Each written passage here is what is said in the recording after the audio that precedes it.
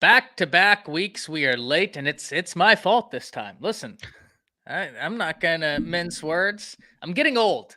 All right, you get up, you go to get yourself a nice cup of coffee, and your back fails you, and then you're laying on the ground, looking up at the sky, wondering how you got here. But gentlemen, how we got here is we already had 2 weeks of football. Week 3 is upon us, and there are Coach you and I were texting about this last night. There's some sneaky good games this weekend, in my opinion. Like really, really sneaky, interesting games. Can't wait to get into all of it. Coach Sean, how you doing today? Doing good, man. It's crazy that it's week 3. Seemed like just yesterday we was all like, man, wish one would come on, get here. Now it's week 3.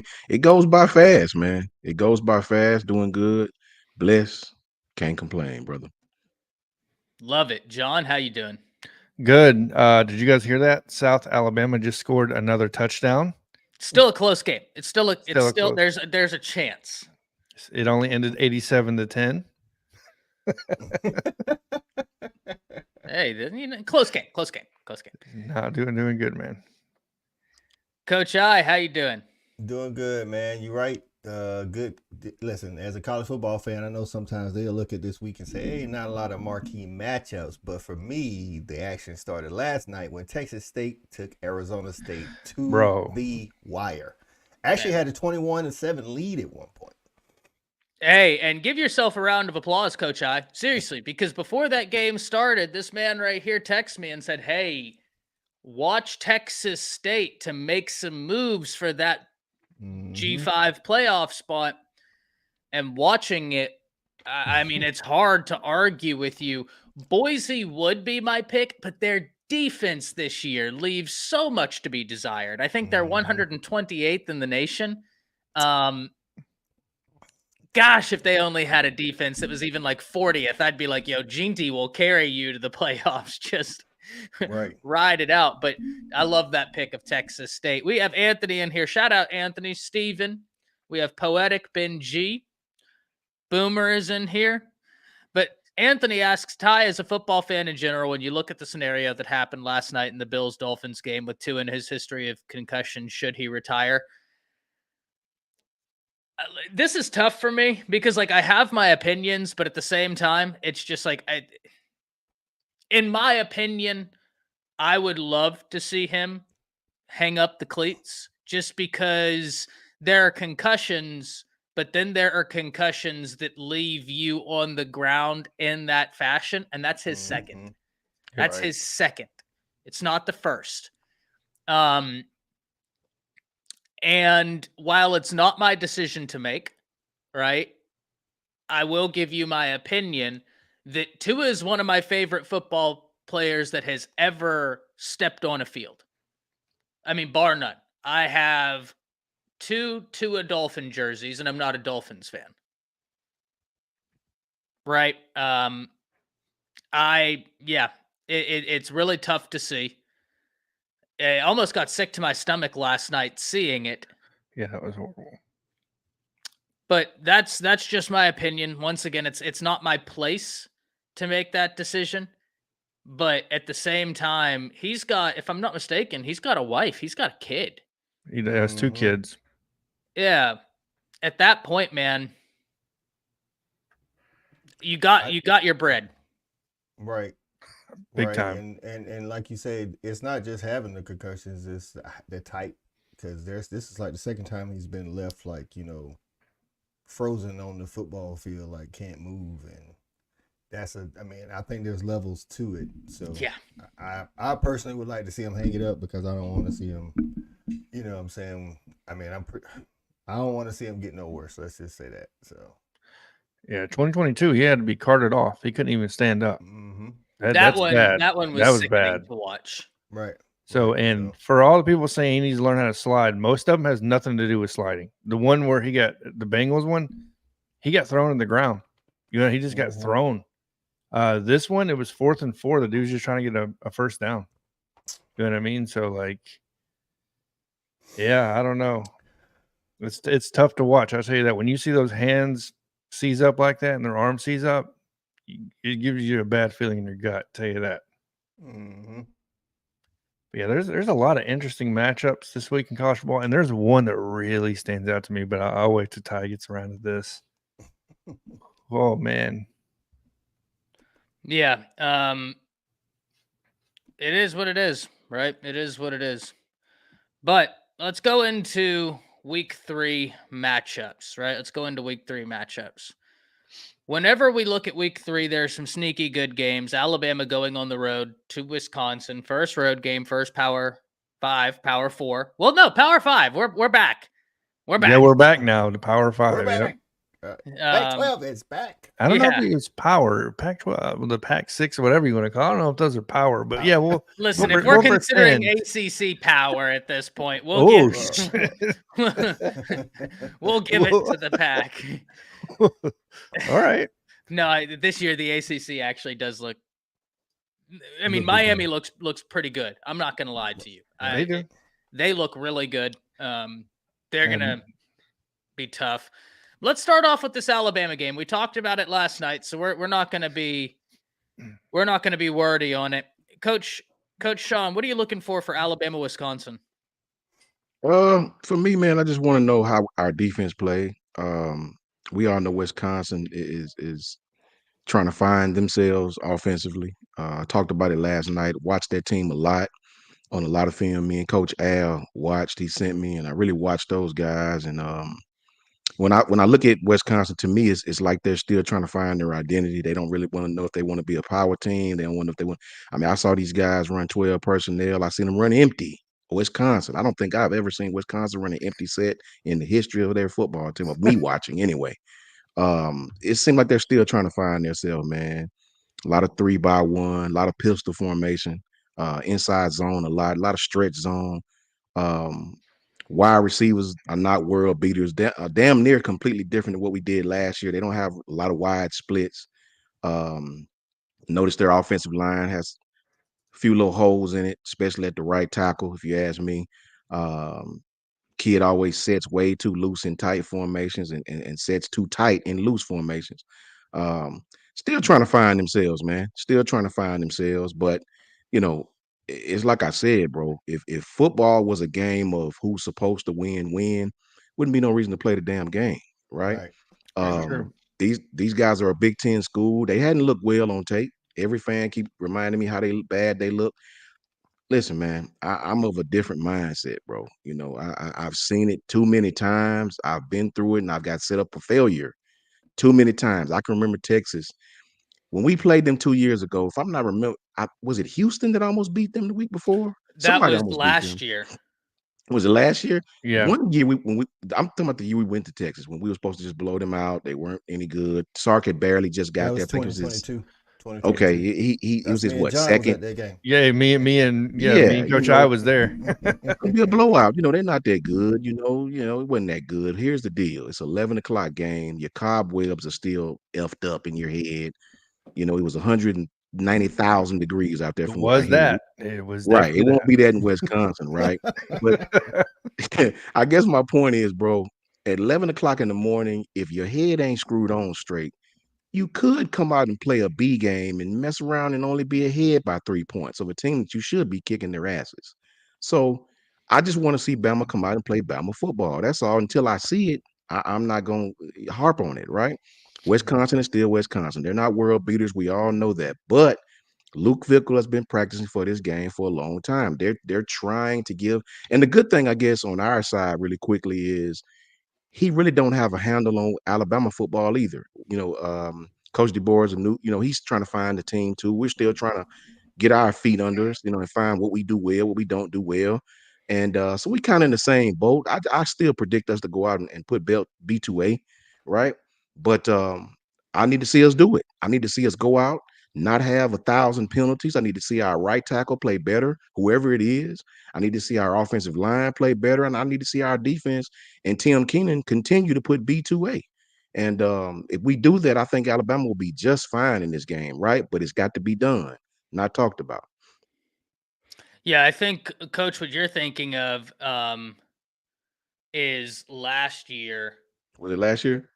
Where, if not for some terrible refereeing, Texas may lose to Houston last year. If I'm not That's the mistaken, one. that was the game where it was a pretty clear call. But in fairness to them, they had just come off of the Red River rivalry. We know what those games after, Yep. right, are like. So if there was ever a game for you to come off flat, it does make sense that the time slot of that game, they had beaten Alabama, they were riding a high, went into the Red River rivalry, ended up getting beat there, which that's a rivalry game. There's no rhyme or reason to anything that happens in those games. And then the next week came out real flat against Houston. And I can't remember whether it was K-State or Houston, but I actually just went back and watched the game again the other day. But I'm fairly certain it was Houston because that's the one that I watched. And if not for some questionable things, that game could have been different. But I think you could say that about a lot of games, right? So it is what it is. It is what it is, right? But yeah, you're right. Like Bama probably should have handled Texas and Texas better. They struggled in that game, got the win. But you don't want to see the same thing this year against Wisconsin. And it is a very well coached team in Fickle, right? I do like Fickle as a coach. The one thing I think that Bama has that we don't talk about enough, Hitchler was just there. So he's going to be telling this defense like what they need to be able to do to try and stop the offense, and then vice versa. John, what are you thinking? Yeah, I'll be sure I'm honest with you. I'm kind of on the opposite mindset of Coach Sean right now. Everything I've looked at points to me at Alabama, but we know at the end of the day, it doesn't come down to what you did before. It's about what you're doing today, right? The one thing I will say is I'm interested in watching Jalen Milroe against this 2-4-5 defense. And at the end of the day, I'm wanting to see not just Jalen show the progression that we're all waiting to still see and open up this playbook, right? So, but more than that, I want to see them push the tempo when we get past the 50 and prevent Wisconsin from getting into a 3-4 defense, which they do in the red zone, right? I feel like if we can do that, neutralize them. Look, you can run the ball against them.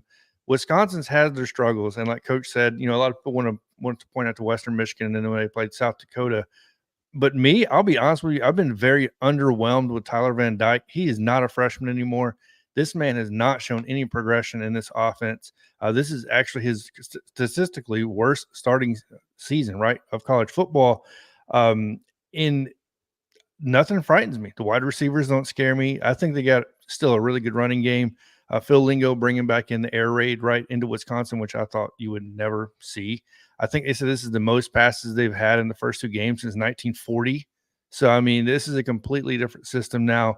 I'm interested in watching how Wisconsin is going to attack Red Morgan and Devontae Smith, right, from that slot position, because it seems like 2 games in a row, which I talked about last night, they're attacking that slot position. They are young. They are freshmen, right, and they've been beat a couple times. I know people want to bring up Brown getting beat. One of those beats on Brown was we didn't have the defense called in yet, and he was looking over to the sideline, and he just got scooted past. So, but he has been beaten once. Red Morgan's been beaten, right? So nobody's really looking to attack Damani Jackson. He looks like he pretty much has the clamps down on his side. But yeah, that's pretty much what I'm looking for. I think Alabama is going to win by double digits in this game, in my opinion. I think it's a matchup problem for Wisconsin. It's not a talent problem. It's just a matchup problem.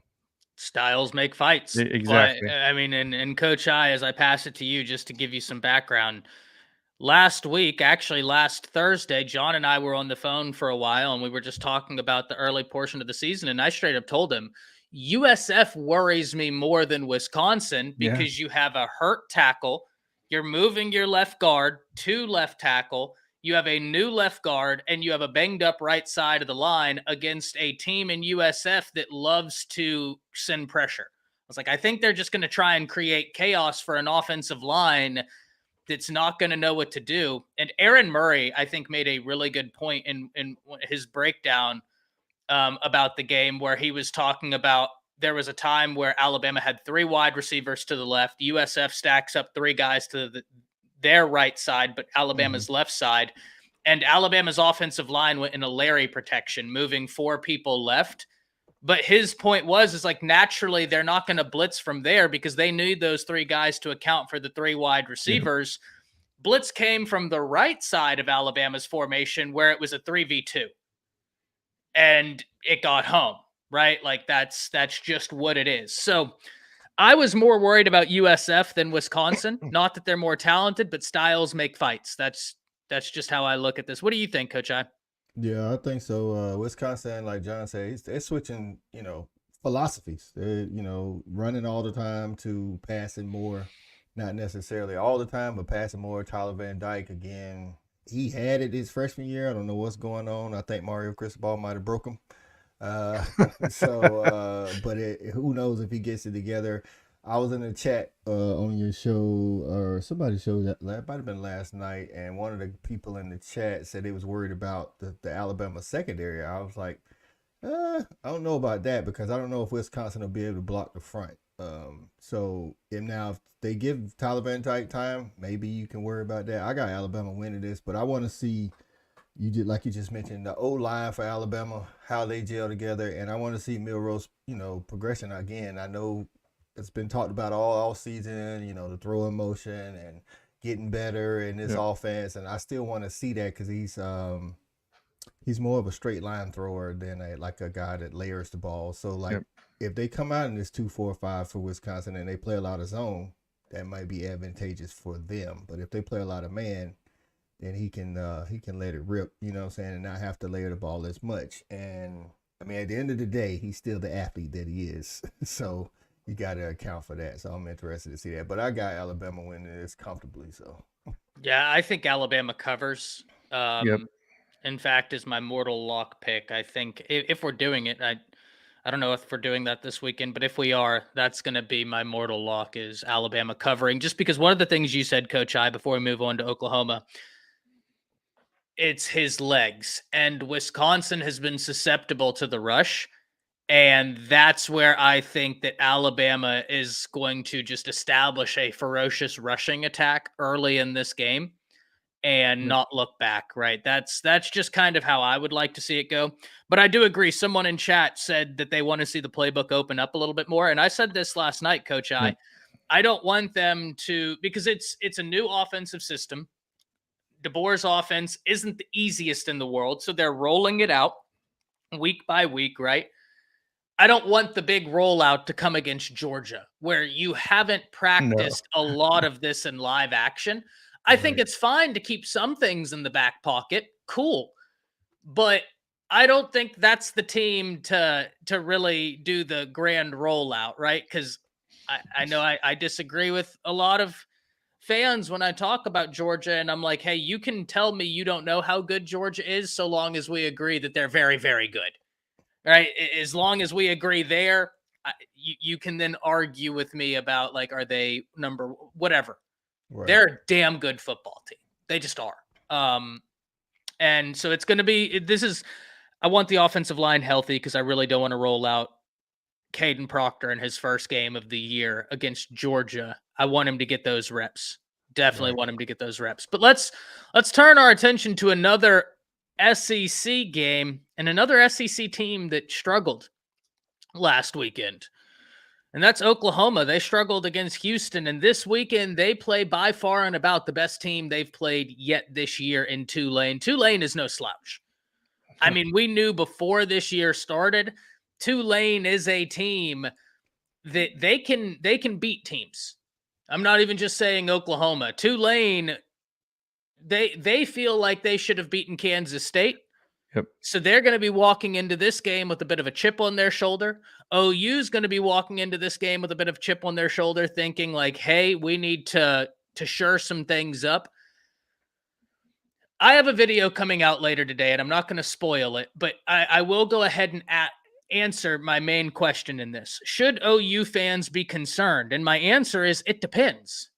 How healthy are you going to be, and how soon are you going to be healthy? Because it needs to be sooner rather than later. It still takes time to gel. If your offensive line is coming back healthy for the first time against Tennessee, that could be cause for concern because you haven't faced a pass rusher like James Pierce all year. And I know James Pierce isn't having the Dylan Stewart start to his year. He's still a darn good football player. He's still a darn good football player. And the offensive line, you need to let it gel together. So how soon are you going to be healthy, and how healthy are you going to be? Those are the two things. Depending on your answer to that is whether or not you should be concerned. And concerned is a strong word. But Coach Sean, talk to me about OU versus Tulane. Did you get to watch a lot of Tulane against Kansas State last week? Did you get to watch some Oklahoma? What are you thinking? I watched the Oklahoma game back, and I looked at it, man, and I didn't get to watch Tulane. So my recollections are of them last year. But for me in Oklahoma, man, I just think they trying to do, just my humble opinion, they trying to do too much on offense, man. Sometimes you can outcoach yourself, if that makes any sense. Sometimes you can be too cute, right? Everything don't have to be play action, fake this, that, and the third, triple option, reverse, veer. Everything don't have to be that, man. You know, if it's 3rd and 3, just line up and do what you do best, right? That's what the spring is for, to find these kind of quirks. It's no reason for Jackson Arnold to have to throw the ball 32 times, man. You know, I mean, if you can't pass block, Deion Burks caught 9 balls, if I remember. It was only for like 50 something yards. So you obviously having a problem going downfield, attacking downfield, obviously. You didn't really stick with the run. Maybe that's because they couldn't run a lot. They weren't consistent. But you gave Jackson Arnold, if I remember, 11 or 12 or 13 or somewhere along, and he had over 10 carries, if I remember. You got to get a better offensive game. I'm an offensive guy, so I'm going to always look at that first. You made it very easy for Houston's defense. Like you made it very easy for them schematically. You turned it into just athlete versus athlete. And Houston got some athletes, man. Don't get it wrong, right?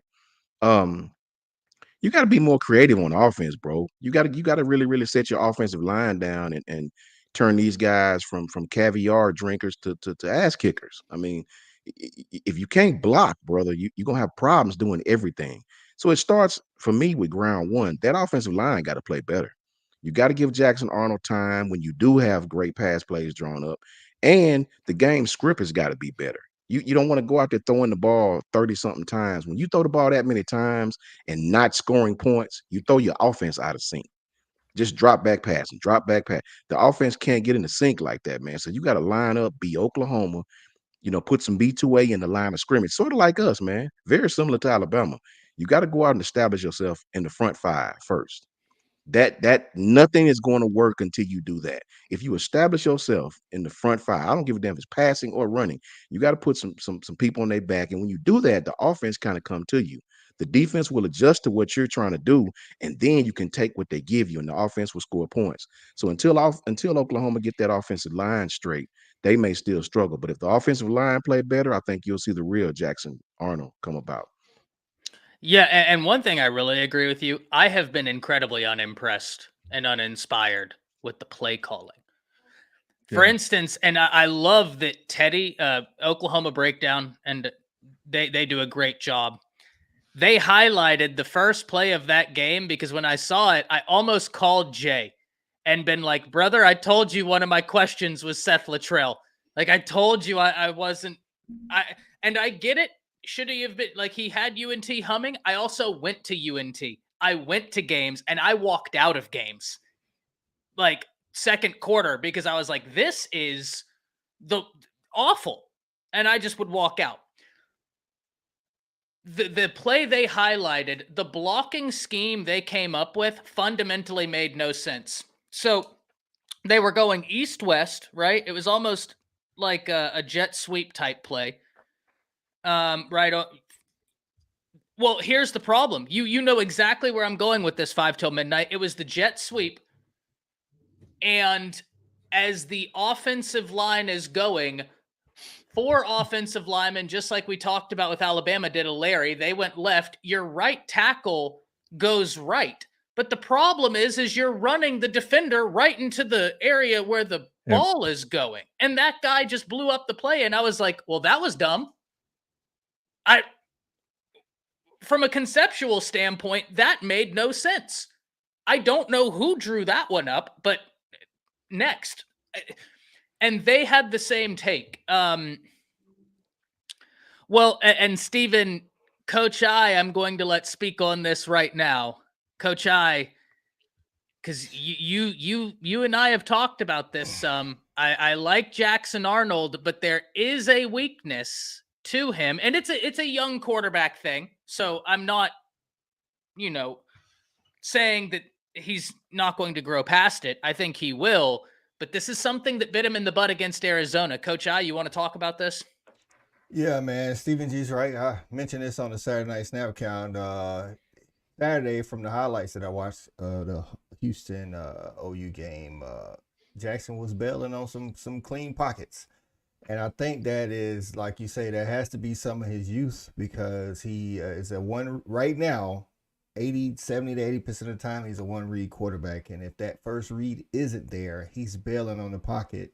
Meanwhile, the offensive line, which is patchwork, something else I said, and they played good most of the Houston game, but they got some stuff to work on as well. But they're just not in sync, man. And I don't know if Jackson doesn't trust them because some people, are hurt or what it is. But like I say, going even back to the Arizona game, second interception that Jackson throws, their first read, he's staring the guy down. You know what I'm saying? It's like, you got to move on to your progressions. Trust the pocket. Even, again, with this patchwork offensive line, you got to trust the pocket, man.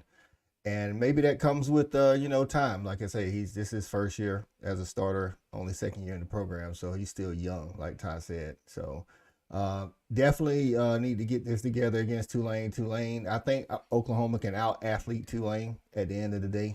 So I think they come away with the win, but you don't want to be having these same issues, same questions coming out of this game, going into a game where you're playing a Tennessee team that can actually score.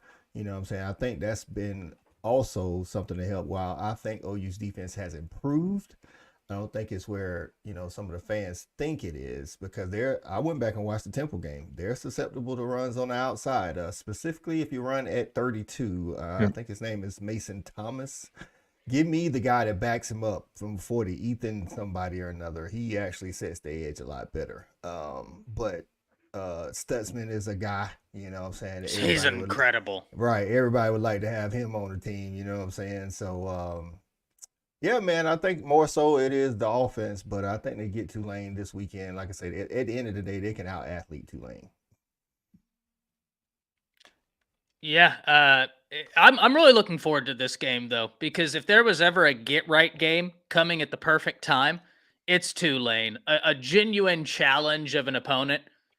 This is not a Temple or a Houston where you can kind of overlook. Tulane is a damn good football team. They just are. I was really kind of hoping the Big 12 would pick them up whenever they were doing their stuff, because I'm like, hey, this is a really solid football team. Coach Ricks with the $4.99. Thank you very much. He said they did a GT pull to the left with a jet seat right. Defensive tackle just split the A gap. Yeah, no doubt about it. But what I also didn't like is, from a conceptual standpoint, if your guy's running right, why would you take your right tackle and turn the defender and basically position his shoulders to where all he has to do is this right here, and he's already in the rush lane? Like, from a blocking standpoint, that didn't make any sense unless the plan was to undercut between the right guard and right tackle and go through that hole. That's the only way that blocking scheme made any sense, because you're just turning the guy to where he's basically going in the direction to stop what you're doing. I don't know. It didn't, that right there, when I saw that, I was like, that didn't make much sense to me, what they did there. But it's early, right? You got a young quarterback, you got a new offensive coordinator. They fixed it the second time they ran it and gained 8 yards. Okay. Listen, that's something else I said in the offseason. I don't care what team you are, Georgia, Bama, Oklahoma, Ohio State. You replace your center, your quarterback, and your OC all in the same year. Not a recipe for cohesiveness at the beginning of the season, and that's not good. I think it's good that they got to play Temple and, Houston and even Tulane, as good as they are. I think that was good for them, because you didn't want to open up with a banger, because that in syncness is not there, which is one of the reasons why I don't like that. Yeah. John, what are you thinking? So Oklahoma better not overlook Tulane. When you look at this, if there's going to be an upset, it's primed. It's right here. Mario Williams is a dog of a receiver. Tulane's averaging over 5 yards a carry. I don't think it's an issue as far as Oklahoma goes with the defense. But my thing is this: Oklahoma, like their strength should be the run against this Tulane defense, right? Tulane gives up the run. They can slow down your passing. And I think when you look at I wouldn't feel comfortable saying Tulane's going to upset them, because at the end of the day, like Coach I said, you can out athlete these guys. But at the same time, if you look at this matchup, Tulane does favor a lot of things that Oklahoma is struggling with right now, especially on the interior. So like that's where Tulane's going to attack you, right in the middle of that O line. So from a schematic standpoint, I like Tulane in this game, not to upset them necessarily, but definitely to keep it close. And if you want to ask anybody, ask Kansas State, right? So their quarterback for Tulane is super efficient. Mario Williams, in my opinion, is a dog. They can run the ball. You know what I mean? They're not going to be intimidated. They put up how many points against Oklahoma a couple of years ago and put that game almost into overtime? So, like, these dudes are not going to come out afraid, in my opinion. And at the end of the day, I want to see the progression of Jackson Arnold, like everybody keeps talking about, right? So he's a young quarterback. I've been high on the guy. I think he's a dynamic playmaker. He got beat up a little bit in high school, in my opinion, running for his life half the time. And I think that's where some of that trauma comes from. The Coach I talks about, doing one read, ducking out and rolling out, or just trying to escape. I think he'll progress past that, right? I forget who it was. Blake Sims. Blake Sims had the same problem when he came to Alabama as well, when he took over for quarterback. And he had the same problem in high school, right? So he played running back most of the time, but he did occasionally play quarterback. And when it happened, that's kind of what happened. So no, I definitely think that I think Oklahoma, in my opinion, is going to try to establish more of a run game, in my opinion, in this game, because this should be the game where you establish that. Tulane's complete weakness across the board on the defensive side is that run game.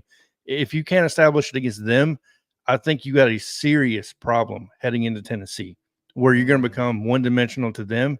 And you're going against that Tennessee offense, I get it. You got a really good defense, but eventually the dam has to break, right? So you can only contain somebody for so long. And if you're one-dimensional, it's not going to look good the following week. Well, I mean, Alabama can tell you about the dam having to break. We gave the ball to USF so many times that second half in Bama's territory, and finally they got that second touchdown. Steven says, can we talk about the good thing on the defense? Yeah, y'all's defense is nobody definitely that. It's better. Yeah, it's definitely it's better. Better. It ain't elite. It's better. Yeah, and that's why it's not even a talking point. I think everybody knows it is getting better. That's not the question mark, in my opinion, especially when it comes to the Tulane game. It's going to be we want to see the efficiency come up from the offensive standpoint, in my opinion. So, because you're going to have to score points. and this is the thing: if even if you're really good on defense, when you have a not inept offense, but an offense that's out of sync, like Coach Sean kind of mentioned this, if you have an offense that's out of sync, you're putting your defense in bad spots, which can make them look better, make them look worse than they are, or make them susceptible to plays from Tulane. So I mean, again, like I'm with John, you got to establish the run game here. You got to establish physical dominance. It's a mindset too. Like if you can come out and just physically dominate them right off the bat. Like, hey, you can't stop us running, so we know you can't stop us passing. So exactly, I think that's crucial too. Well, and then go ahead, John. No, I'm just saying, like, you got to make Tennessee at least respect the run game, right? Going in, I think if they're going to look at the Tulane game, and if they see that being one-dimensional and you can't run the ball, I think that's why it's very important that you show some type of semblance of having a run game in this game. So go ahead. Sorry. Yeah, and so I do agree, Steven. Right now, the defense is the good. The defense is much improved from what it was last year. I'm still trying to gauge like how good they are. Stutz is playing like a man possessed. Dominic Williams has been very good. Love what I'm seeing out of Jaden Jackson. Very young, but you can already see the talent there. I mean, he's going to be a really solid player. Love that for y'all. Here's my Can big. I say one last thing? Yes, Coach. Go ahead. If you go back and watch that Oklahoma game we were all talking about, I can't remember the number, man. I know one of them was number 5. The other one was 91 or 93. One of them played inside, one of them played outside, but they both on the D line. One of them played tackle, one of them played in, I think. I know number 5 at times played end, and number 93, I think, was inside. When they were singled up on these guys, they was killing them on the rush lanes. Like they actually was like causing confusion for for Oklahoma's offensive line on the inside. You got to win your one-on-one battle with that, man. You know, you got to. It's kind of like what Coach I just said. It's a mindset. You got to. If you can't erase those 2 guys off of the line of scrimmage, and you allow them to play you honestly on their defense, then you're gonna have some problems running the ball, man. You know, so I think it goes back to if Oklahoma just play more physical on the offensive line, have some type of consistency, man, running the ball, I think they'll be fine. Everything else will take care of itself, I believe. Yeah, 100%. You establish that running game, you keep your defense on the sideline longer because right now, and this is what we were talking about the other day, Steven, about time of possession. What is your offense predicated off of? Right now, Bama in the first few games, there's a lot of explosive plays. But if you're not having an offense that's based off of explosive plays, that's when you need to just like constrict and you keep that time of possession. But here's what I will say. Against Houston, one of the touchdown Houston had is they caught OU a bit confused, right? And they were able to get over top of the safety, get a touchdown. The reason why I'm like, hey, these things need to be cleaned up against Tennessee is because that's what Tennessee is going. That's their whole MO. They are going to hit you underneath. They're going to run about 2 to. It was a busted. Well, yeah, I mean, but this is the thing. It was busted because they didn't have time to communicate, Boomer. Tennessee doesn't give you time. None. And if you think that Houston's got good wide receivers, Tennessee doesn't. Tennessee runs exponentially faster than does Houston. Their quarterback is exponentially better. Their wide receivers are exponentially better. So that's why that's great learning. I'm not saying that to like, it's just like Bama. Bama almost gave up a big touchdown against USF because of the same thing. The quarterback just missed it. I love that you get that experience against USF if you're Bama for Tennessee, though, because that tempo can be really interesting. Well, I mean, you might not like it, Boomer, but if anything, I'm fair. I don't know what I'm saying that's like incorrect. It's like you might not like that we breathe oxygen, but saying that we breathe oxygen is a fact, whether we like it or not. Yeah, I don't know. But that's listen. That is the truth, though, and that's what I'm saying. If you're able to control more on offense, you're going to give your defense more of an opportunity to be on the sideline, and that is your best area. So you want to keep your defense fresh and ready to go at all times. That way they can take on a Tennessee, because that's going to be a beautiful schematic matchup. OU's defense versus Heupel's offense. I mean, I can't wait for that. So yeah, it is what it is. It is what it is. Let's move forward, guys. Let's talk about Georgia. Y'all take on Kentucky. And Coach I, you had a little bit of an interesting take on this game, so I'll let you go first. Yeah, man. I think the spread is 23.5, 24, something like that. Sorry to tell you, dog fans, I don't know if we cover that. Kirby is going to have a different mindset for this game. Of course, we got a bye week next week, and then we got Bama. And we're still, we got a couple of injuries that he's trying to get people back. So there's going to be a little bit more running than we probably want, because the ball control lessens the chance for injury. So he's going to go up there. We'll probably win something like a 24-7, you know what I'm saying? 24-3, something like that. I think it won't be a question of who's the better team on Saturday. I just think that's how it's going to look. Kentucky's going to play better than they played against South Carolina. I still don't think Kentucky's a very good team, though. But I don't think we're going to go out here. And also, it's raining tonight and into the morning, so that may have something to do with the field. I know, when we played Tennessee, in 2023 and it started raining, Tennessee fumbled, we fumbled, and then Kirby was like, all right, let's just run the ball and get out of here. Because once he starts seeing those turnovers, so that if something like that were to happen again, it's not going to be at least I don't think so. It's not going to be this high point scoring game like some Georgia fans may want this weekend. But I think we get out of with a comfortable victory, and my hope is that we have no more injuries so that we can be full tilt when we take on Bama. Hey, that's speaking of schematic matchups, that's another one. All right. Just DeBoer's offense versus Kirby's defense. Can't wait for that. John, what's your thoughts on this Kentucky-Georgia game? I'll be honest with you. I literally listed it of one of my talking points as one of the most boring games of the weekend. And the reason why I say this, it has nothing to do with it's just a boring matchup. I think exactly, Coach, I nailed it right on the head, man. You're going in, but you're not going into Kentucky. You're taking on Kentucky. Yeah, they were Kentucky. To say it was underwhelming against South Carolina would have been an understatement. And Vandergriff hasn't proven he's the guy yet, right? So, but look, Georgia they're too talented for this Kentucky team across the board in every way, shape, and form.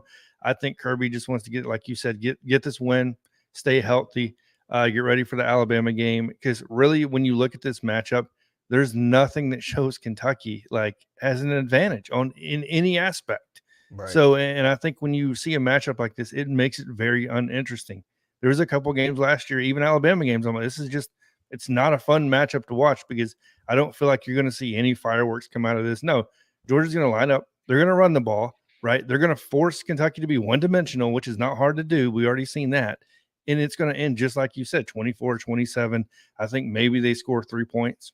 So, I mean, that's really how I have this game going. Like I said, most uninteresting matchup of the weekend for me in the SEC. Right. Stat guy, you don't even believe this comment, so stop. Yeah. Oh my gosh. Oh my hey, Stat gosh. guy waking up, throwing some fire in the chat. He is. We all know South Carolina has some outstanding defending performers. Amazing. Right. Dylan Stewart's probably the best edge in the country as a true freshman. So yeah, I mean, yeah. Right. So, but we do not think they're the best in the nation. So stop. Yeah, that's all. Honestly, that's all I have for that game. It is. I'm with you, John. I'm with you, Coach Sean. I mean, I watched the South Carolina game highlights, and after seeing the way they pressured Kentucky, it's just only signs of oblivion to come. These kids, they pressured them. They didn't put Brock Vandegrift in a lot of successful. They didn't really use their weapons, the few weapons that they have at all. They didn't do a lot to help him. I saw a team in Kentucky that had some turnovers and looked like they sort of lost momentum. You know what I mean? So you'll see kind of more of the same. And I agree with, I actually was going to say the same thing. Actually, I think Kirby's not about to try to go out here and score 60 unless he just absolutely comes, Right. I think he want to get out of this game healthy. I agree with that 1,000%. And that's really the smart way to go. Go out, get ahead, get your lead, get your people some reps, and let off the gas and get your people out of there. Because with a bye week coming up, it's a really, really important game in the SEC. I personally think will be the most watched game week after next to date in this young college football season. So yeah, I think this game is not in Kentucky's favor at all. I don't think they're aggressive enough. I don't think they're going to stop Georgia on anything they do.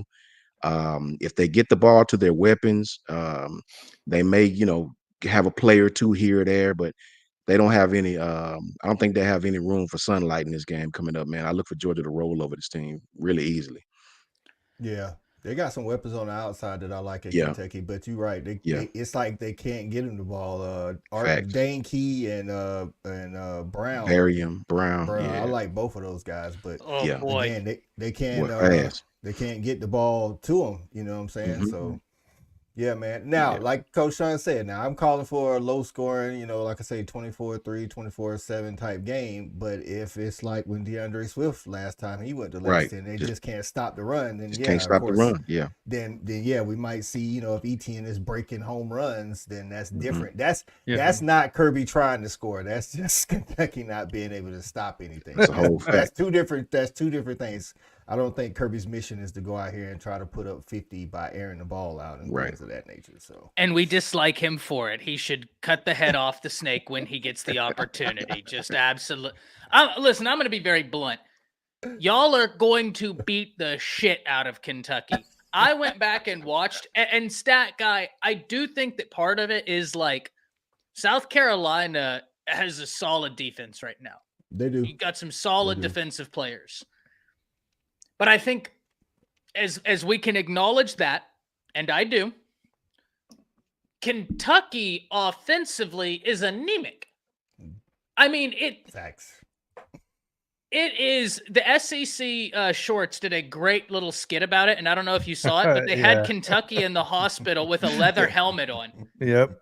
And they were talking about like, oh, we went back in time to get a new offense. Like, it's bad. And if you are relying on short passes, basically underneath and running the ball against Georgia, you are going to get destroyed, because that's not how you're going to beat that Kirby defense. The way you beat a Kirby defense, much like the way you can beat a Saban defense, you have got to get them to respect every part of your game, but you got to test them deep. Like, if you can't beat them over the top,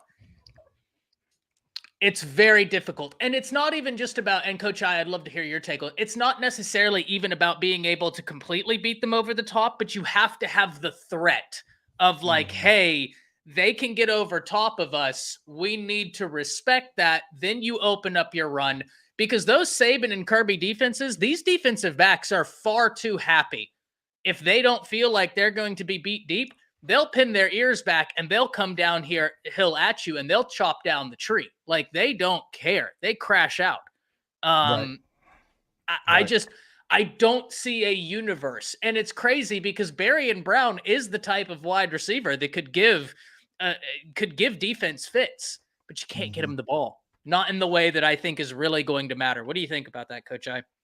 Right. I think if you allow us to play man and get one-on-one coverage and be able to slow you down or stop you, then that's not good for your running game. And if you can't run on Georgia, then me and Coach Son have talked a bit about this a couple of times. And it's not even having 200 yards on Georgia. You just got to be able to run effectively on short downs, first downs, so that you don't get into long third downs. And like in the SEC championship, Jalen Milroe was able to convert some of those key downs with his legs. Like, I think Alabama only rushed for like 150, but they was like all crucial yards, you know what I'm saying? So it's like, I don't see Kentucky being able to do that. They came into the year thinking they would have one of the Ohio State transfers as running back. He's out still, so their running game isn't that great. I think Vandergrift will get some yards, but I'm still not sold on him as a passer. So I think you'll see some zone from Georgia. Again, he's another one. He's a quarterback that's less athletic. He's not a Milroe, because Milroe's such supremely more athletic than Vandergrift. And Vandergrift's a straight line thrower. What do you want to do with a straight line thrower? Play zone, because now they got to throw it over the linebackers, over the flats, in front of the safeties, and I'm not sure he can do that on a consistent basis. So I want to pose this question to the panel. I think Stoops looks like he's kind of over the whole Kentucky experience, because he just and the team against South Carolina played as such. Ty, you mentioned that they looked like they gave up, or maybe it was Coach Sean, looked like they gave up agast South Carolina. I think it was Coach Sean. And I think that might, because you take, your team takes on your personality. And I think, that's the first thing that I told a Kentucky fan at the game. We was outside the concession stand. He was like, man, we look like crap. We probably won't even get the bowl game. I was like, this is the first time I've ever seen Kentucky not look like a Mark Stoops coach team. Like, they didn't play physical. They didn't play with any effort. Even when they're not as good as you, they still play with effort. They play with physicality, and they didn't do that. And Mark Stoops, I don't know, going back to last year when he said on his on a radio, one of those radio shows, after being beat by Georgia handily, he was like, well, if y'all want us to have players like that, you got to give more money. It's almost like he said, I think he's kind of done in Lexington as far as his mentality, and the team is showing the same. So, I agree with that 1,000%, man. Yeah, and Coach That's a Sean, you hit fact. the nail on the head. And we also, Coach, I don't think you've ever been on the panel with him, but we have a guy who played in the SEC and the ACC hop on the show sometimes, RJ, Okay. right? And he's always talked about Kentucky. It's one of those teams where they might not beat you, right? They like for the Bamas and the Georgias, they're not going to beat you, but they are going to punch you again and again and again. And like, yeah, you might win by a wide margin, but your body's not going to feel like it. Like you're going to feel like you just went to war.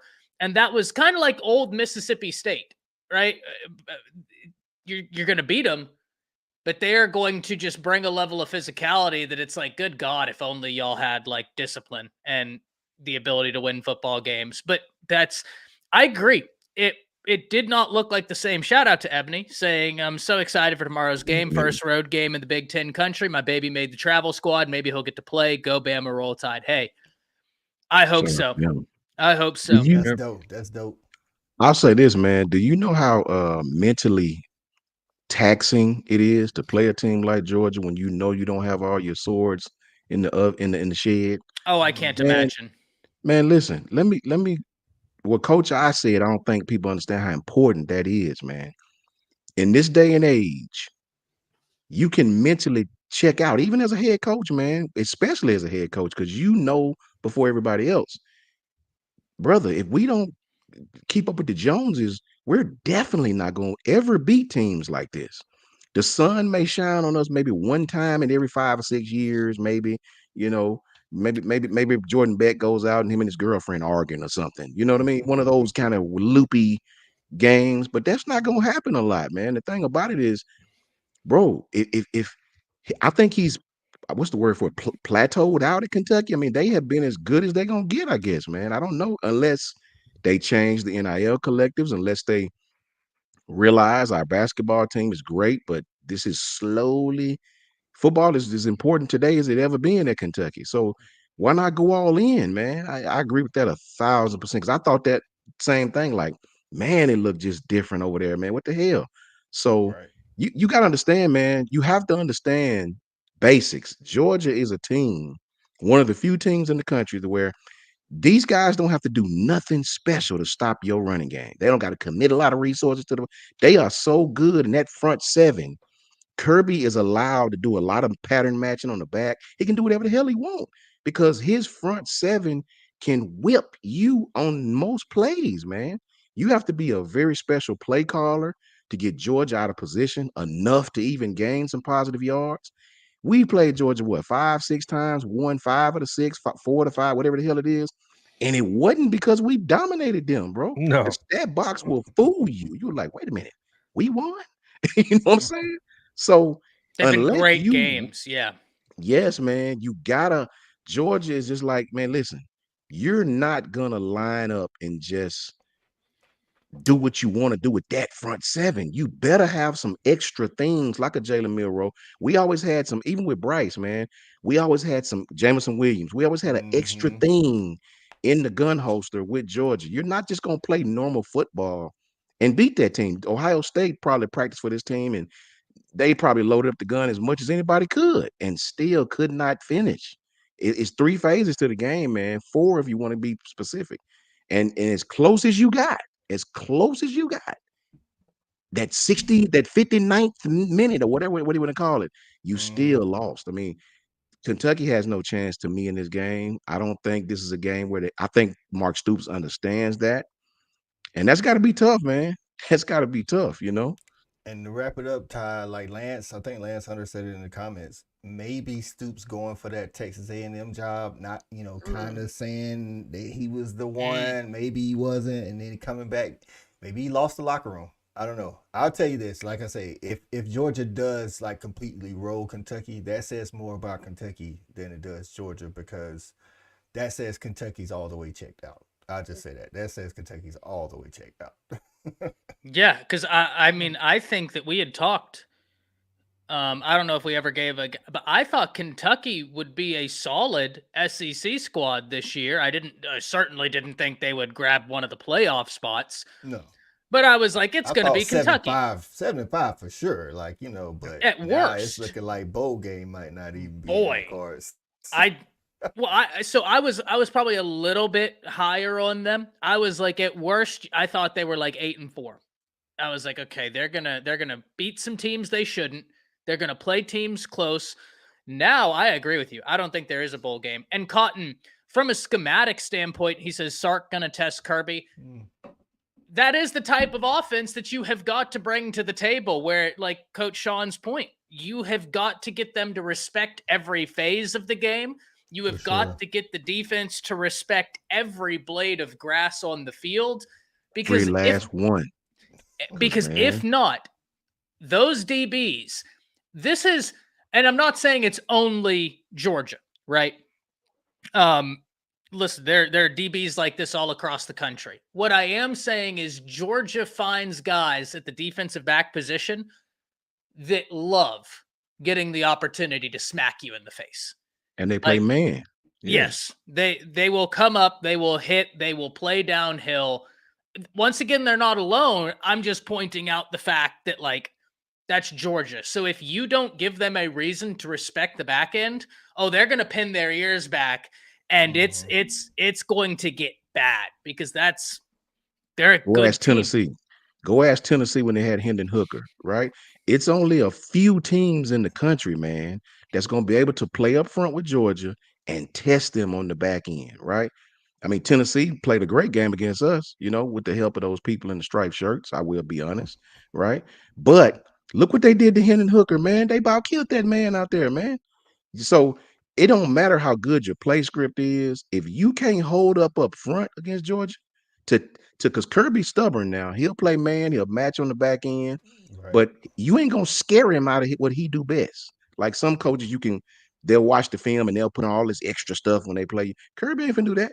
They going to line up. This dude has made his living being this is what we do. And it worked, man. It worked. If you don't have the horses to keep up front, to give your quarterback time to do something on the back end, to challenge Georgia, a la Jameson Williams, excuse me. Man, you in bad shape, brother. That's a L you walking into, man. They'll smother you. They'll smother you, Sark versus Kirby is going to be a really good matchup. Yeah. And I think it's not just Sark versus Kirby, though. I think it's Sark and Quinn Ewers, because you can't just be a great play caller, because I think Heupel's a great play caller. I mean, in their style of offense, but you got to have a quarterback and the receivers to do it. And I think Texas does have that. What I'm going to be looking for is Texas was able to run on Michigan. If you can't run on Kirby, then it doesn't matter what your receivers are doing. So man. That's the matchup that's going to determine the game, whether Texas can run on Georgia or not. If they can, then it's going to be a long day for the Georgia defense. If they can't, then it's going to look a lot like the Tennessee, when Tennessee, that's why Tennessee can't or hasn't beaten Georgia under Heupel, because they can't run the ball. It's not because they can't pass the ball, but like you say, Kirby's going to come out there counting. He's going to play man. That's just what it is. He's playing man.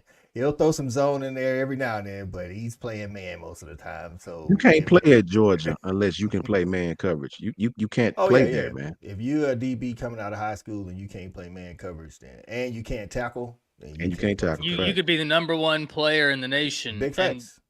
They aren't going to look at you. No, that's just what it is. That's to Todd's point. Like our DBs tackle, like they hit you in the mouth. Like if you can't, like if you see a guy that transfers out, it might be a little bit too physical back there. I mean, you got to be able to tackle. So Cotton, you're right. Don't get me wrong. They have those two on the interior, great defensive linemen. The interior two for Michigan, they're monsters. Nothing about that. Outside of those two, and then Will Johnson's a monster. That's where even Texas, like this is what we were talking about in that pregame Texas-Michigan. I think Texas is better at every position, comparing Texas and Michigan. For sure. Outside of those interior two, and I don't even think Texas's interior defensive line is bad. You lost a lot of talent last year to the NFL. Very good players. But I don't think you've got a bad interior. I think your edge is exponentially better than what it was last year. You now allow Anthony Hill to play in his more natural position. He's a freaking monster. But outside of a corner and maybe the two interior defensive linemen, I think that if I was constructing a roster, I'd take every starter on Texas over every starter on Michigan outside of those three positions. But other than that, everybody wanted those defensive linemen in the portal. Everybody was hoping that those two monsters would enter the portal. Y'all aren't alone. Those guys are legit. So fair play there. And to Bama Gump, his point, let's be honest. Michigan's offense didn't do anything to help their defense out. Again, you can have the best defense in the nation. I mean, well, look at Clemson. Listen, I was just about to say, point in case, first week, Clemson. Clemson's defense, I've been saying it, is I think the best defense we'll see this year because just a little bit, because they're good, they're solid on every level. And the thing is, they kept getting put in bad situations because their offense couldn't move the ball. So it doesn't matter. I think that kind of happened to Michigan. Texas was able to do what they wanted to do on the defense, because they will always, the Texas just pretty much, shut down Michigan's offense, or Michigan has I think Michigan's quarterback situation is putrid, but because they couldn't move the ball on Texas was able to do what they want on conversely. So, and I do remember this. Go ahead, Coach. Remember this, man. What is Sark gonna do when all the perimeter things they like to run is not working? You can't beat every team to the perimeter. That might be what happens then. What happens then when yours drop back and everybody's covered? These guys are not open like that. What do? Your run game, do you be patient and run the ball with these guys and risk Carson Beck's? You know what I'm saying? So I think the biggest objective to that game is Carson Beck versus Texas defense. That might be where, because if Carson can exploit those guys on the back end, it might be lights out, man. Even in Austin, bro. Sark is going to try to keep them off balance. He's going to try to keep them off balance, and I know Kirby knows that. I know it. It's going to be a great matchup. Home field crowd was one of the most key pickups in the transfer portal overall. I've been saying that what too, he is man. allowing that Texas. I mean, it already, because let's be honest, Texas in the back end last year was not good. That's why we talked about this over on the SEC Connect. When I got the all 22 of that Texas Bama game, I was like, man, Texas did a great job up front, getting to Jalen Milroe, making him uncomfortable. But if you get the view of the back end, those wide receivers were screaming open. I mean, and at a point, even the announcers were like, hey, they're screaming open. But Texas front end was just handling Alabama last year. I don't think that's the case this year at Texas. And I also think that Makuba was such a big addition, but that game is going to be awesome, right? It is. And you're not wrong, Ben. Like, y'all move the ball very, very, very well and easy against Michigan. But my point to this, and while I do agree with you, Coach, I also just don't think Michigan is that team, right? Like at any level. I think that Clemson's defense is better. Mm-hmm. I do. I don't think anybody is scared to admit anything for Texas, Cotton. Like you're and listen, this is going to sound harsh, but the fans on this panel have national championships that children have seen. I don't think anybody's scared to admit, anything about Texas. We're giving you your flowers. I think Texas is good. I think right now they're very good. We're talking about the top 6 teams in the nation. We're talking about Texas, Georgia, Ole Miss, Bama, Ohio State, and Miami. I think that's where I think the champion is one of those 6. That's where I agree. I agree. Texas is looking really good, ready to go. And I do think they're better at every level. Georgia is this is what I was answering Ebony. Georgia is the only team in the country who's played any competition that's worth a damn. You had people out here talking about Clemson suck. No, they don't. No. Bruh, they just got beat by Coach. It's like, are you watching the game, dog? Facts. It's like before Clemson played App State, everybody was like, well, App State's gonna cover. App State's the giant killer. Then they go out and score 66. It's like, well, App State ain't that good. Exactly. But App State's defense ain't Georgia's defense. It's a whole different. There's levels to fact. This, right? Yeah. There's levels to this. And that was the first game of the freaking season. Right. So you got to put them at 1, man. Right, and I think you, like I say, man, those 6 teams, pick one that's gonna be your national champion. I don't think a national champion comes outside of those 6 teams. Yeah, I agree. I agree. Those 6 teams I think are playing just at a different level right now. But early in the season, right? Benji says, "What? Just tune into ESPN and they show the Rose Bowl game every summer." I think Benji has a point at the last comment. Clemson not beating Miami. That's gonna be a game to watch if they face off in the SEC ACC title game. Don't beat them. I got Clemson. Me too. Me I too. got Clemson. Clemson defense is good, bro, and that's gonna they don't have to play Miami until if they see each other in the ACC championship. Which, if you want to pick a weakness of Clemson's defense, it's depth. It's like they're on the back end, they're not as deep as they normally are. But a whole season gives them time to develop that, and I just don't see it. I think they'll have a plan for Cam Ward. I think Cam Ward is going to be great, but I don't know. I've lost faith in Dabo Swinney, man. Well, and my thing is like the thing that's going to be, and I do want to quickly, before we wrap this up, talk about this LSU South Carolina game as well. But what I will say is you're going to see a great defensive line take on a really good offensive line. And that's going to be such a good matchup schematically. Sooner in Texas says the mighty SEC is afraid of Texas. I don't think that's the case. Why? I don't think that's what we're saying. We're just saying we recognize real. I think he was Sooner in Texas was responding to somebody else that said Texas was going to be, that team. He's saying question mark, we're scared of Texas. Like, no, we're just in the situation. Okay, gotcha. No, what we're saying is real recognize real. Right. They're a good team. They're a very, very, very good team. And Michigan, I think, has a good defense, but you ran through them like a hot knife through butter. And so even if Michigan is a middle of the road team, what you did to them is very impressive.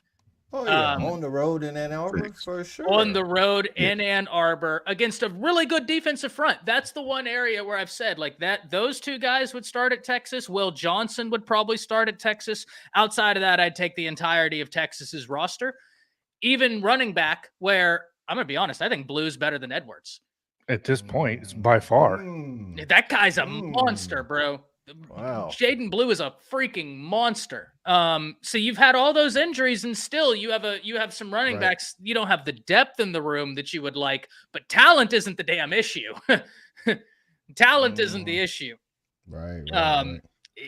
It's the numbers in there, but Blue is incredible. Let's talk about this LSU versus South Carolina game, because I was talking to Coach I about this, and I got to hop off within the next 10 minutes just because Bleacher Report. But I don't know what to do with this game, guys. Neither team can run the damn ball. It's gonna be as Coach I said, it's gonna be a monsoon out there. Well, update. It's not supposed to be raining now, according to AccuWeather.com. Oh, it's raining tonight, but it's supposed to stop by the morning time. So this is the thing. Neither team can run the ball very well. I think Nuss is a better quarterback than Sellers. Yep. But I do like the running back at SC better than I like them at LSU. LSU has no defense. SC, for the most part, has had no offense. SC's defense is good. LSU's offense it's there, right? It's good, but they're still very much well in the figuring out phase. Coach I, I'm going to start with you. We'll rapid fire this one. LSU, USC, who do you have winning it and why? I got LSU winning this because they got the better trigger man. The only matchup I'm looking at is South Carolina has 10 sacks with sensational freshman Dylan Stewart at the helm, going against LSU's Joe Moore, candidate offensive line who hasn't given up a sack yet. So I ended up picking LSU, so I feel better now because every time you've told me, hey, it's this way, and I've been like, I don't know, Coach. I've been wrong. So, John, what are you thinking? I have LSU double digits. If there's a strength in Oh. Nussmeier, it's look, quick outs underneath. If you go watch the LSU USC game, it's how they got rolling in the first place when they did score points against USC. I think they're going to do that against South Carolina. Because South Carolina can get after the quarterback at the end of the day, and I don't have enough faith in South Carolina's offense, right? Even though I don't think LSU has that good of a defense. Right. So, like you said, it's I don't think we're really going to learn anything from this game, in my opinion. I just think I have LSU winning this game by 10 points because I think Nussmeier at the end of the day is the better quarterback. He's more efficient, and I like the play calling from LSU more than I trust South Carolina. So, yeah, I think it's going to be a 10-point game. I love the confidence right there. Coach Sean, what are you thinking? Well, these guys took my thunder. Listen, man. At the end of the day, Doug Nussmeier, this kid had, Garrett Nussmeier, this kid had 610 yards, 8 touchdowns, and only 1 interception. It was a humbug interception at that. Last play of the game type interception where he just threw it, miscommunication. This kid has 610 yards and 8 touchdowns, man. You know what I mean? Lacey, that receiver, got 12 receptions, 4 touchdowns, right? Nah, LSU gonna beat them. They're going into Williams-Brighton. They're gonna win this game. I'm sorry, stat guy. Hey, listen, I'm a win-win in this situation. If LSU wins, then my prediction was right. But if South Carolina wins, that means, hey, maybe my nephew got another touchdown. It's true. There you win go. either way. And maybe some of these guys decommit to LSU and look Alabama's way. So, no, you get out of there. You don't need them. you don't need nothing. You're good over there. Shout out to Pam. Shout out to Pam. Yeah, Coach Sean, talk to me about this game. Yeah, that's what I was saying. I think LSU gonna win. I think LSU gonna win. I mean, they got the better quarterback. Coach, I was right. John was right. I think their offense, if we're going with the two giants, I think LSU's offense will be better than South Carolina's defense. Yep. They have a lot of weapons on LSU offense, man. I just don't think South Carolina's gonna be able to keep up with them. That's how I looked at this, guys. I ended up picking LSU, and I ping-ponged back and forth because I was like, man, it's just strength on strength, weakness on weakness. What do we do here? But at the end of the day, I was like, I can't pick SC when I don't know if push comes to shove, they're going to have the offense to score, right? Because it's one of those things, if LSU scores 17, where is it coming from? I don't know. This is going to be a really, really, really good game, right? This is going to be a really good game. But at the end of the day, listen, Oregon State's beating Oregon this weekend. Hey, it's their Super Bowl. It's their Boston Super Bowl. College going to upset Missouri. Ooh, Colorado State's going to beat Colorado. Dion mad about that, what they had to say. Oh, my gosh. And I'll tell you the other one before we get out of here that I really struggled with, and y'all are going to think I'm crazy. Purdue, Notre Dame. Oh, yeah, no. 100% Purdue looked fire in week 1 when they played. Veteran quarterback in Hudson Card. Notre Dame doesn't know how to throw a touchdown. I mean, there's a -2 turnover ratio right now out of Riley Leonard because he has 2 interceptions to 0 touchdowns. Put me in, coach. I don't know. That's just wild. So, Bill O'Brien making his comeback. yeah, Benji. This is why I always say these rivalry games, I don't put any stock in them. No, he's responding to someone who was like, "Oh, Texas lost to OU last year, and so y'all can't be good." The rivalry games, everything goes out the window. Conventional logic fails to be logic anymore. But that's what makes them so beautiful. Is the fact that the Red River rivalry is like that. It's the fact that whenever Georgia or Alabama go to that damn cursed stadium, we have some slugfest, but then Cal can walk in there and get 5 interceptions. Like, what the hell? Dude. Hey. At least you guys have that, Benji and Sooner fans. Like, at least when everyone goes to Texas or OU, for the most part, like, it's this tough game. Jordan Hare looks like a cakewalk for everybody not named Bama and Georgia, and it makes no sense to me. I don't get it. I mean, I got New Mexico over Auburn, right? I mean, New Mexico State did the job last year, so I mean, why not at this point? Same state, right? Yeah, exactly. Is it the Red River Showdown or the Red River Rivalry? So it Which used to be the one is Red River Shootout, it?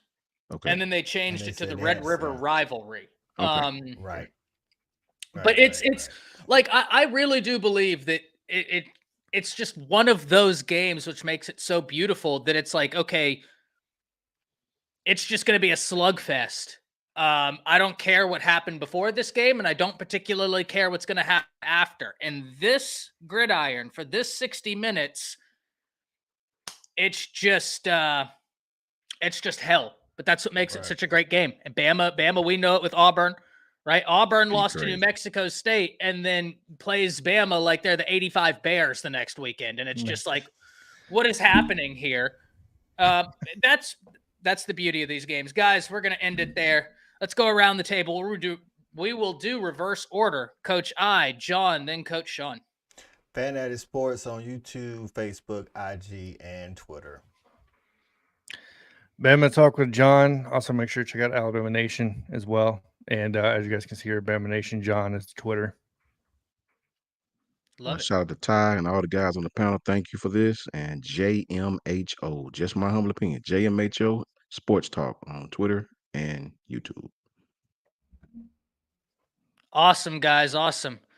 Well, until Monday, we will be back Monday, 5:30 to talk about all of the things that have happened. We will talk about Oregon State beating Oregon, please. Please, I don't ask for much. I just ask for someone's feelings to be very hurt at the end of a Saturday. That's listen, I'm a simple man, guys. That's all I ask for. The Pac-6 champ. Buffaloes. Yeah, see, now he has me worried because I picked Colorado just because I don't think either team is going to be able to stop the other from scoring. Well, Shiloh's not playing. Well, yeah, but I don't think their defense is any good even when he plays. So that didn't factor into anything for me. I hate to be that guy, but that defense sucks when he does play. So it's like, I don't. Anyways, until next time, let's meet the fifth member of the panel, the spinning wheel of doom, and it spins.